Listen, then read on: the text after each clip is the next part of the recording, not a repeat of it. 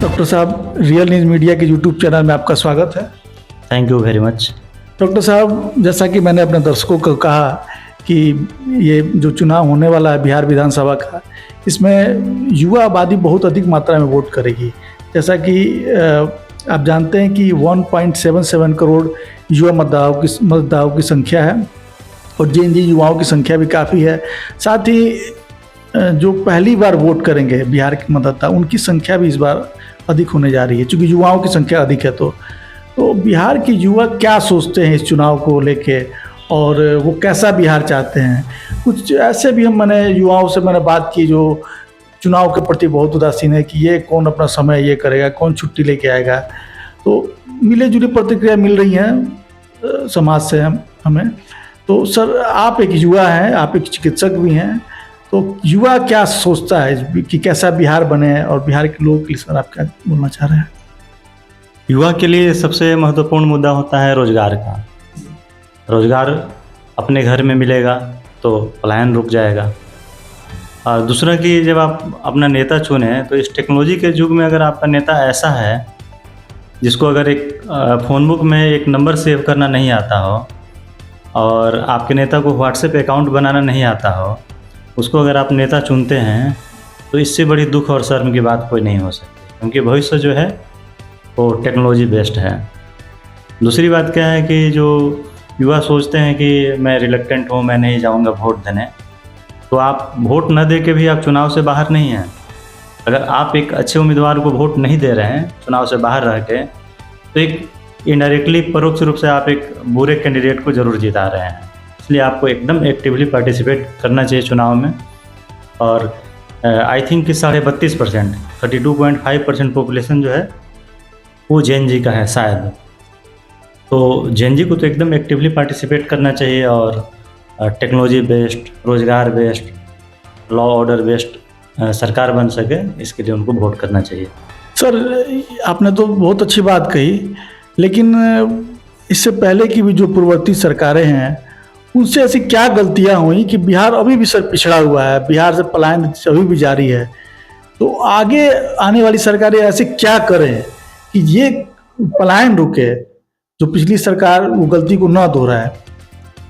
देखिए, जब law order बहुत अच्छा रहेगा तो फिर बाहर के जो एंटरप्रेन्योर्स हैं वो बिहार में आके रोज़गार के बारे में, इंडस्ट्रियलाइजेशन के बारे में सोचेंगे और फिर इंडस्ट्री लगेगी तो रोज़गार के अवसर मिलेंगे युवाओं को।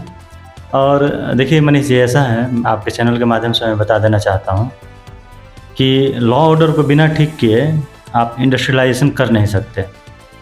आपके यहाँ कोई आके करोड़ों करोड़ों रुपए लगाता है और उसको यहाँ लॉ ऑर्डर की दिक्कत अगर आती है, उसकी मर्डर हो जाए या फिरौती अगर ले लिया जाए, तो फिर वो ग्रो नहीं कर पाएगा और फिर उसके देखा देखी बाकी कोई आना नहीं चाहेगा। इसलिए लॉ ऑर्डर भी एक बहुत बड़ा मुद्दा होना चाहिए। और फिर वो इनडायरेक्टली वो रिलेटेड है आपके इंडस्ट्रियलाइजेशन से, और फिर इंडस्ट्रियलाइजेशन जो है वो रोज़गार के मौके देता है, फिर रोज़गार के मौके आएंगे तो पलायन रुकेगा। इसलिए सारी चीज़ें इंटरलिंक्ड हैं। जैसे हमारे बॉडी में होता है ना कि आपका हार्ट जो जिस ब्लड को पंप करता है, उसी ब्लड को किडनी आगे चल के फिल्टर्ड आउट करता है उसमें से वेस्टेज को। तो बॉडी में भी सब चीज़ जुड़ा हुआ है, लाइफ साइंस में, और सोसाइटी में भी सब चीज़ जुड़ा हुआ है, पॉलिटिक्स में भी सब चीज़ जुड़े हुए हैं। यही कहना है मुझे। सर, जैसा कि हम सभी जानते हैं कि बिहार में युवा पलायन करते हैं, तो युवाओं की आबादी जो है वो अधिकांश मजदूर वर्ग, कोई बाहर जाके दिल्ली में ठेला चलाता है, कोई सब्जी बेचता है, ऐसे कई सारे काम करते हैं। तो क्या यहाँ के युवाओं को यहाँ की सरकार क्या स्किलफुल बनाए जिससे उनको एक अच्छा रोजगार यहाँ भी मिले और जहाँ जाए वहाँ एक स्किल्ड वर्कर के तौर पर काम करे, तो सैलरी भी अच्छा मिले और बिहार के प्रोग्रेस के लिए भी अच्छा हो? जी बिल्कुल। देखिए, आपने एकदम बिल्कुल सही बात कहा कि अगर स्किल्ड लेबर अगर होते हैं तो रिस्पेक्ट भी अच्छी होती है और सैलरी इनकम भी अच्छा रहता है। और यहाँ के युवा को अगर बाहर जाके अगर लेबर के रूप में काम करना पड़ता है तो सोचिए अगर इंडस्ट्री यहाँ लगे तो कितनी आसानी से वर्कर्स मिल जाएंगे। ऐसी बात हो जाती है जो कि यहाँ पे रोज़गार नहीं लग पाता है, जबकि ह्यूमन रिसोर्स जो है वो इजली यहाँ अवेलेबल है। इनफैक्ट सरप्लस अवेलेबल है, यहाँ से बाहर सप्लाई में जाता है। तो सोचिए होमलैंड में कितना अच्छा रहता अगर रोज़गार रहता तो। जैसा कि डॉक्टर साहब हम लोग देखते हैं कि बिहार के जो मतदाता युवा हैं वो दूसरे देशों में जाके और दूसरे प्रदेशों में जाके वहाँ लेबर क्लास का काम करते हैं, ईंटा ढोते हैं, गिट्टी बालू सीमेंट ढोते हैं, ठेला खींचते हैं, सब्जी बेचते हैं। तो इसका ये सबसे बड़ा कारण होता है कि चूँकि स्किलफुल नहीं है। और स्किलफुल दो तरह के होते हैं, एक तो अगर उनको स्किलफुल बनाया जाए कि वो तो इलिटरेट हैं, अनपढ़ हैं, उनके लिए कुछ रोजगार ये स्किल्ड किया जाए, और एक है जो पढ़े लिखे हैं उनको स्किलफुल किया जाए। तो इस तरह कुछ सरकार कुछ ऐसा सोचे, कुछ करे तो शायद कुछ हो सकता है। सर इसके बारे में आप क्या सोचते हैं? देखिए, इसमें मुझे लगता है कि जो एजुकेशन है वो स्किल्ड बेस्ड एजुकेशन होना चाहिए। अब आपने बीए की एमए की डिग्री ले ली है और आपको काम के नाम पे कुछ भी नहीं आता है, तो फिर वो सर्टिफिकेट जो एक कागज़ का टुकड़ा के अलावा कुछ नहीं है। तो जो पढ़ाई होनी चाहिए वो स्किल बेस्ड होनी चाहिए। और दूसरी क्या है कि जो लोग नहीं पढ़ पाए हैं और एज एक लिमिट से बाहर चला गया, जिनके लिए अब प्राइमरी एजुकेशन ले पाना पॉसिबल नहीं है, तो वैसे लोगों के लिए भी स्किल ट्रेनिंग का व्यवस्था रहना चाहिए। और दूसरी बात मैं क्या समझता हूँ कि आप देखेंगे कि बहुत सारे विदेश के ऐसे देश हैं जहाँ पे सरकारी और प्राइवेट के बीच में गैप नहीं है।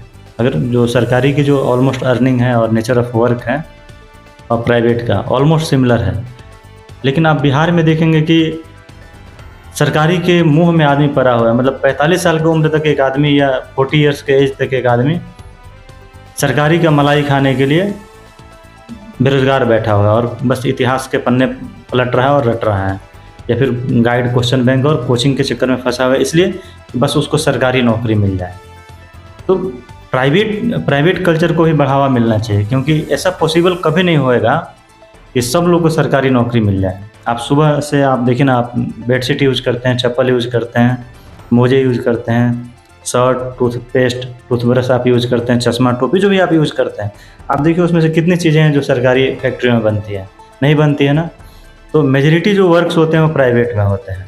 और हम क्या है कि हम अपनी सेफ्टी के लिए, सिक्योरिटी के लिए, जॉब सिक्योरिटी के लिए सरकारी को एकदम क्रीम की तरह ट्रीट करते हैं, और पॉसिबल है नहीं कि सबको सरकारी नौकरी ही मिल जाए।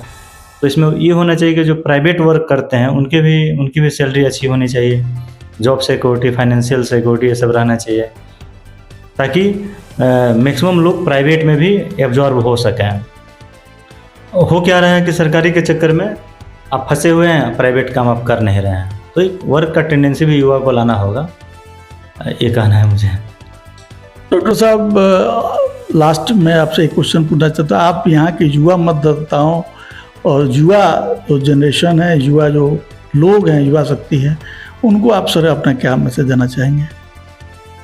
मैं उनको रिक्वेस्ट करूंगा कि वो वोट देने ज़रूर जाएं। अगर वो सोच रहे हैं कि अगर वो वोट नहीं दे रहे हैं तो चुनाव से बाहर हैं, तो ऐसा नहीं है। इनडायरेक्टली वो एक भ्रष्ट नेता को